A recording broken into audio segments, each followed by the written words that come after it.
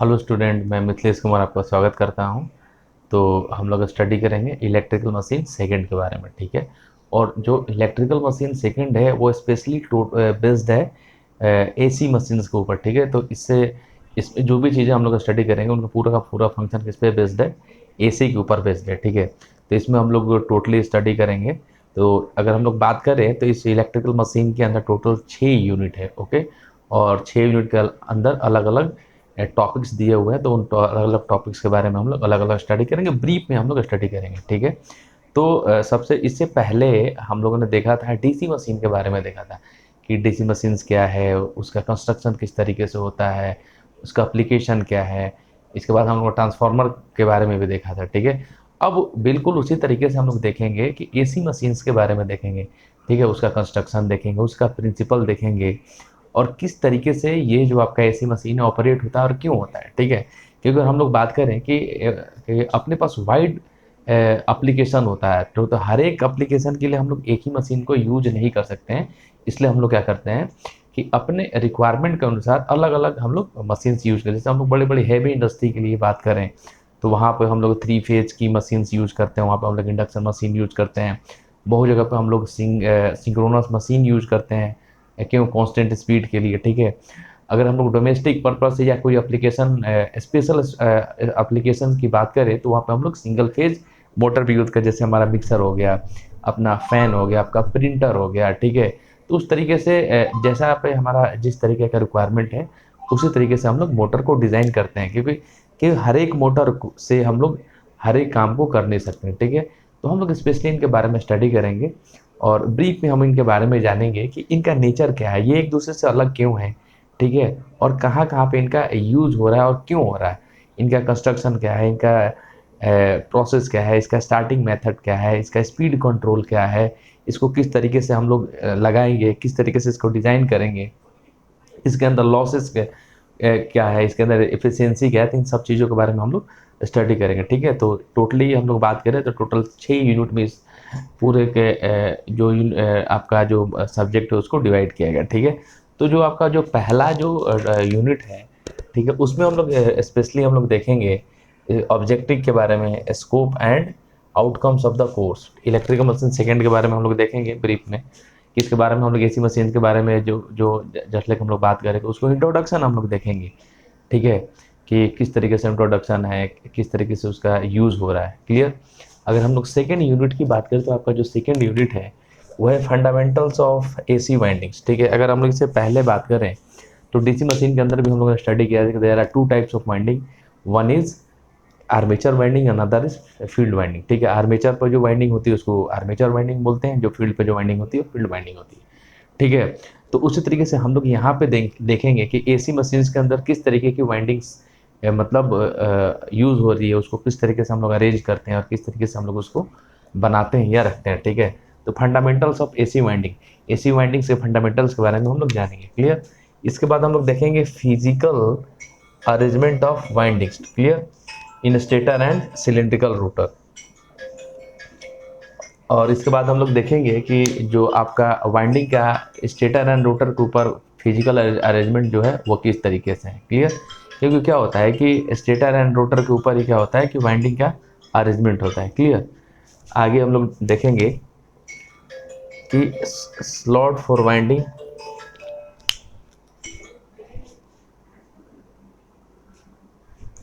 इसके बाद हम लोग देखेंगे कि स्लॉट्स, अगर हम लोग स्लॉट्स की बात करें तो स्लॉट्स का मतलब क्या होता है कि जिसके अंदर हम लोग वाइंडिंग को रखते हैं उसको हम लोग बोलते हैं स्लॉट्स, ठीक है। कुछ इस तरीके से जो स्लॉट्स, इस तरीके से जो स्लॉट्स बने हुए रहते हैं, ठीक है, इस तरीके से जो इसको हम लोग बोलते हैं स्लॉट्स, ठीक है। तो हम लोग स्टडी करेंगे स्लॉट्स फॉर वाइंडिंग, ठीक है। इसके बाद हम लोग देखेंगे single turn active portion and overhang, okay. इसके बाद हम लोग देखेंगे कि फुल पिच कॉइल क्या होता है, ओके। कॉन्सेंट्रेटेड वाइंडिंग क्या होती है, डिस्ट्रीब्यूटेड वाइंडिंग क्या होती है, ठीक है। अगर हम लोग बात करें कि कॉन्सेंट्रेटेड वाइंडिंग जो मतलब एक जगह कॉन्सेंट्रेट हो गया, एक जगह फोकस हो गया, और डिस्ट्रीब्यूटेड का मतलब अलग अलग जगह डिस्ट्रीब्यूट हो गया, ठीक है। तो दोनों वाइंडिंग हम लोग क्यों यूज करते हैं, ठीक है, और कौन सा वाइंडिंग हमारे लिए ज़्यादा अच्छा है, ठीक है, दोनों का एडवांटेज क्या है और डिसएडवांटेज क्या है। तो इस तरीके का वाइंडिंग के बारे में हम लोग स्टडी करेंगे, ठीक है। इसके बाद हम लोग देखेंगे एयर गैप एमएमएफ, एमएमएफ का मतलब होता है magnetic motive force, clear. Distribution with fixed current through winding. इसके बाद हम लोग देखेंगे कि वाइंडिंग डिस्ट्रीब्यूशन फैक्टर क्या होता है, ठीक है। तो इस पर हम लोग न्यूमेरिकल भी कैलकुलेट करेंगे कि डिस्ट्रीब्यूशन फैक्टर किस तरीके से हम लोग निकालते हैं, क्लियर। जो आपका यूनिट 3 है इसमें हम लोग स्पेशली देखेंगे pulsating and revolving magnetic field, ठीक है। इसके मतलब इसके बारे में हम लोग स्टडी करेंगे कि आपका pulsating and revolving magnetic field क्या है, क्लियर। इसके अंदर हम लोग अगर बात करें तो इसमें हम लोग देखेंगे कि कांस्टेंट मैग्नेटिक फील्ड क्या होता है, ठीक है। पल्सेटिंग मैग्नेटिक फील्ड क्या होता है, ठीक है। इसके बाद देखेंगे alternating current in winding with special displacement, clear. आगे हम लोग इसमें देखेंगे magnetic field produce by a single winding, single winding के द्वारा मैग्नेटिक फील्ड किस तरीके से प्रोड्यूस हो रहा है, ठीक है। इसके बाद हम लोग इसी में देखेंगे fix current and alternating current pulsating field produce by a spatial displaced winding, ठीक है। इसके बाद हम लोग देखेंगे कि winding spatially shifted by 90 degree, ठीक है। वाइंडिंग को हम 90 डिग्री से कैसे हम लोग शिफ्ट करते हैं, क्लियर। इसके बाद हम लोग देखेंगे कि 3 phase winding spatially shifted by 120 degree, ठीक है। जैसे हम लोग ने देखा है कि एक पहले क्या है कि 90 डिग्री से हम लोग कैसे शिफ्ट कर रहे हैं, और दूसरा हम लोग देखेंगे कि 120 डिग्री से हम लोग कैसे शिफ्ट कर रहे हैं, ठीक है। इसके बाद ये VVI है, इसके बारे में हम लोग स्टडी करेंगे और एग्जाम्स में पूछा जा सकता है। रिवॉल्विंग मैग्नेटिक फील्ड थ्योरी क्या होता है, ठीक है। तो इसके बारे में देखेंगे आगे। जो रिमेनिंग जो 3 यूनिट बच गया, यूनिट 4, यूनिट 5 एंड यूनिट 6, उसके बारे में भी हम लोग देख लेते हैं कि वो क्या है और किस तरीके से उनका क्या क्या टॉपिक है उसके अंदर। तो आगे हम लोग देखें यूनिट 4 के बारे में। तो यूनिट 4 में स्पेशली हम लोग देखेंगे इंडक्शन मशीन, ठीक है। तो पहले ही मैंने बोला कि जहाँ इंडक्शन का मतलब होता है कि AC ऑपरेटेड, ठीक है। जैसे इंडक्शन कुकर, इंडक्शन चूल्हा, मतलब वो AC ऑपरेटेड है ना कि DC ऑपरेटेड। तो जहाँ भी इंडक्शन की बात आ जाए समझ जाना कि AC मशीन्स की बात हो रही है, ठीक है। तो इसमें हम लोग देखेंगे इंडक्शन मशीन्स के बारे में कि इंडक्शन मशीन क्या होता है, इसका कंस्ट्रक्शन किस तरीके से होता है, ठीक है। इसके अंदर हम लोग देखेंगे कि 3 फेज इंडक्शन मोटर क्या है, सिंगल फेज इंडक्शन मोटर क्या है, इंडक्शन जनरेटर क्या है, उसका प्रिंसिपल क्या है, उसका कंस्ट्रक्शन किस तरीके से होता है और कहाँ कहाँ पे हम लोग इसको यूज़ करते हैं, क्लियर।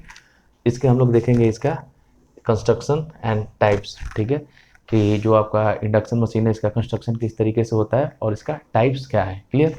आगे हम लोग इसी में देखेंगे starting and maximum torque. Torque का मतलब होता है एक तरीके का फोर्स, मतलब स्टार्टिंग या मैक्सिमम टॉर्क क्या है। अगर हम लोग बात करें कि DC सीरीज मोटर एक ऐसी मोटर है जिसका स्टार्टिंग टॉर्क काफ़ी ज़्यादा हाई होता है, ठीक है। तो ये अपने नॉलेज के लिए क्वेश्चन पूछा जा सकता है कि वो कौन सी मशीन है जिसका स्टार्टिंग टॉर्क सबसे ज़्यादा हाई होता है। तो DC सीरीज मोटर एक ऐसी मोटर है जिसका स्टार्टिंग टॉर्क सबसे ज़्यादा हाई होता है। तो यहाँ हम लोग स्टडी करेंगे इंडक्शन मोटर के अंदर कि स्टार्टिंग टॉर्क और मैक्सिमम टॉर्क किस तरीके से कैलकुलेट करते हैं और क्या है ये, क्लियर। आगे हम लोग देखेंगे इनका इक्विवेलेंट सर्किट देखेंगे, इसका फेजर डायग्राम देखेंगे कि इंडक्शन मशीन मोटर के अंदर और मोटर के और जनरेटर का जो आपका इक्विवेलेंट सर्किट किस तरीके से ड्रॉ होता है और उसी बेसिस पे हम लोग उसका फेजर डायग्राम ड्रॉ करेंगे, क्लियर। आगे हम लोग देखेंगे लॉसेज एंड एफिशिएंसी, ठीक है। जैसे हम लोगों ने मशीन के अंदर देखा था कि आपका लॉसेज होता था कि कोर लॉस, आयरन लॉसेस, ठीक है, एंड कॉपर लॉसेस, ठीक है, eddy current losses, hysteresis losses, clear. और इसी तरीके से हम लोग एफिशिएंसी देखते हैं। तो एफिशिएंसी को हम लोग डिनोट करने का फार्मूला होता है आउटपुट अपॉन में इनपुट। अगर आपको परसेंटेज एफिशिएंसी बोले जाए तो इधर 100 से मल्टीप्लाई कर दो। तो यहाँ से हम लोग एफिशिएंसी कैलकुलेट कर लेंगे किसी मशीन की एफिशिएंसी कितनी है, और ठीक है, और कैसे हम लोग उसको कैलकुलेट करें, क्लियर। आगे हम लोग देखेंगे method of starting, braking and speed control of induction motor. सबसे इंपॉर्टेंट चीज़ है, ठीक है। बहुत सारी मशीन क्या होती है सेल्फ स्टार्टिंग होती है, बहुत सारी मशीन सेल्फ स्टार्टिंग की नेचर नहीं होती है, ठीक है। तो 3 फेज इंडक्शन मोटर क्या होते हैं कि अपना सेल्फ स्टार्टिंग होती है, ठीक है। इसके बाद हम देखेंगे कि ब्रेकिंग कितने तरीके की ब्रेकिंग हम लोग यूज़ करते हैं, ठीक है। और with the help of braking हम लोग स्पीड को क्या करते हैं, कंट्रोल करते हैं। अगर अपना स्पीड कंट्रोल ही नहीं है तो देन हम लोग मोटर को मैनेज नहीं कर सकते हैं, ठीक है। तो सबसे पहला होना चाहिए कि हम लोग किस तरीके का ब्रेकिंग अप्लाई करते हैं, ठीक है। और ब्रेक को अप्लाई करके हम लोग क्या करते हैं कि उसके स्पीड को हम लोग क्या करते हैं, कंट्रोल करते हैं, क्लियर। इसके बाद हम लोग देखेंगे कि इंडक्शन जनरेटर क्या होता है, ठीक है। इसके बाद हम लोग देखेंगे कि मैंने अभी बोला कि जो आपका ये इंडक्शन मोटर है तो वो सेल्फ स्टार्टिंग होती है, ठीक है। तो यहाँ पे वही है सेल्फ एक्साइटेशन। इसके बाद इसमें हम लोग बात करें तो सबसे इम्पोर्टेंट पैरामीटर है, ये आपके एग्जाम्स में आ सकता है, डबली फेड इंडक्शन, इसको वीवीआई कर लीजिए, ठीक है। और उसी तरीके से हम लोग बात करें तो ये बहुत इंपॉर्टेंट टॉपिक है, method of starting braking and speed control, इसको वीवीआई कर लीजिए, स्टार मार्क कर देता हूँ, ये आपके एग्जाम में पूछे जा सकते हैं। क्लियर। उसी तरीके से आप देखिए यूनिट 5 है, यूनिट 5 में स्पेशली हम लोग पढ़ेंगे कि जो सिंगल फेज मशीन्स के बारे में स्टडी करेंगे, ठीक है। सिंगल फेज मशीन्स क्या होती है, ठीक है। जैसे हम लोग बात करें कि जो अपना फ़ैन होता है उसमें कौन सी मोटर यूज होती है, ठीक है। जो आपका मिक्सर है उसमें कौन सी मोटर यूज होता है, जो आपका प्रिंटर है, हम लोग देखते हैं प्रिंट देते हैं, धीरे धीरे प्रिंट होकर पेज निकलते, तो उसमें भी मोटर लगी हुई रहती है, तो वो स्पेशल टाइप की मोटर होती है, उनके बारे में हम लोग 1 by 1 करके स्टडी करेंगे। कंस्ट्रक्शनल फीचर्स, ठीक है। इसके बाद हम लोग देखेंगे कि डबल रिवॉल्विंग फील्ड थ्योरी, इसको आप लोग मार्क कर लें, ठीक है। ये आपका क्या है, इंपॉर्टेंट है और आपसे इसे एग्जाम में पूछा जा सकता है, ठीक है। उसी तरीके से हम लोग स्टडी करेंगे इक्विवेलेंट सर्किट इसके बारे में। इसके बाद हम लोग देखेंगे split phase starting method and application, clear. उसी तरीके से आपका यूनिट 6 है, इसमें हम लोग स्टडी करेंगे सिंक्रोनस मशीन के बारे में। इसमें हम लोग देखा था कि सिंक्रोनस स्पीड कैलकुलेट करने का फॉर्मूला था 120/1 में पी। एफ क्या है आपका फ्रीक्वेंसी और पी क्या था आपका नंबर ऑफ पोल। तो सिंक्रोनस मशीन का मतलब कांस्टेंट स्पीड के लिए हम लोग इसको यूज करते हैं। इसमें हम लोग देखेंगे कि मोटर जनरेटर के बारे में देखेंगे, ठीक है। इसका हम लोग देखेंगे कंस्ट्रक्शनल फीचर्स क्या होता है, ठीक है। रोटर हम लोग स्पेशली यूज करते हैं, ठीक है।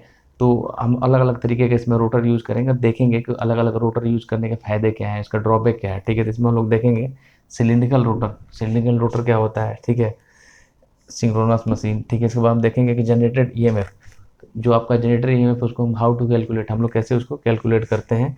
फिर उसका हम लोग उसका देखेंगे फेजर डायग्राम देखेंगे, और हम लोग आर्मेचर रिएक्शन देखेंगे। डीसी मशीन में भी हम लोग देखा था आर्मेचर रिएक्शन, जिसके चलते क्या था कि जो आपका ईएमएफ है वो कहीं ना कहीं से रिड्यूस हो रहा था, मतलब आर्मेचर फ्लक्स का मेन फील्ड फ्लक्स पे जो इफेक्ट होता है उसको हम लोग बोलते हैं आर्मेचर रिएक्शन, ठीक है।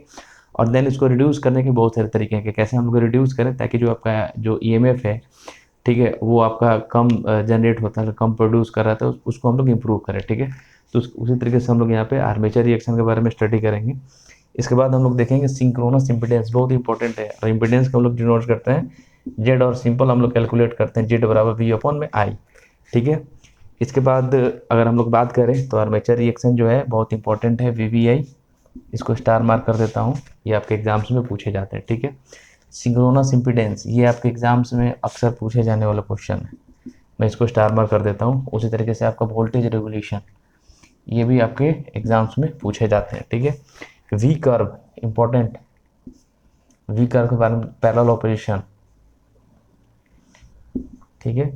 और सिंक्रोनाइजेशन ऑफ लोड डिवीजन, ये टॉपिक जो है मैं यहाँ पे इसमें भी स्टार मार्क कर देता हूँ, आप लोग देख लीजिएगा, ये क्वेश्चन आते ही आते हैं, ठीक है। जैसे ऑप्शन में जो क्वेश्चन करते हैं तो ये armature reaction, synchronous impedance, voltage regulation, V curve, parallel operation या सिंक्रोनाइजेशन, इससे 100% क्वेश्चन आते हैं, ठीक है। तो ये तो आपका सिलेबस था। इसके बाद 1 by 1 करके हम लोग सारे यूनिट के बारे में स्टडी करेंगे और हम लोग बहुत डिटेल में स्टडी करेंगे, ठीक है। तो आप लोग वीडियो को कंटिन्यू वॉच करते रहिए। Thank you.